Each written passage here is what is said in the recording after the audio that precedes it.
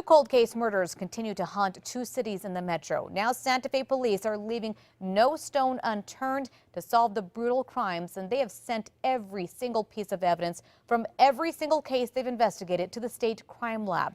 News 13's Cole Miller is here with the details. Crystal, detectives hope the DNA of the killer will surface in one of the other cases. Now, just how big of a project is this?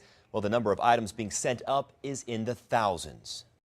We are really hoping that the needle in the haystack is lying right beneath our feet, literally in that basement at Santa Fe Police.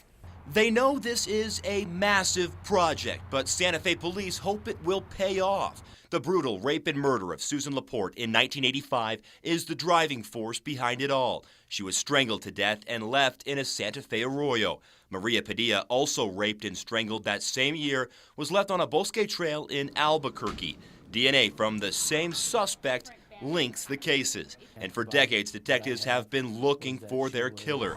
Now, for the first time, Santa Fe police have cleared out their entire evidence locker, hoping the killer's DNA will surface in another case. We think there's about 20,000 pieces of evidence in our lab.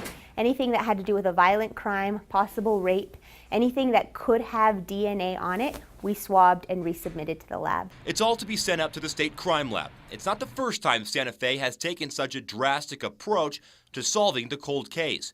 Last year, detectives resent 25 rape cases to the lab, hoping new technology could find smaller traces of DNA that were not viable before. And there was a hit. Suspect DNA in a 1991 rape case matched 46-year-old David Garcia.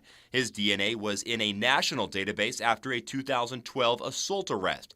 Detectives are hoping this time around something in the massive mound of evidence just sent up will solve the Laporte case and get her killer off the streets. We know he committed at least the rape and murder in Bernalillo County, but maybe even more than that. And maybe not just in New Mexico, maybe all around the nation. And Santa Fe police say the detective who has been working this case for the past 2 decades doesn't want to retire until they've solved this. As for the case in Bernalillo County, a new detective has taken over. Crystal, back to you. All right, thanks, Cole. Now, items that are headed to the state lab include clothing and blood evidence. Most of that evidence is from the early 1980s. A Rio Rancho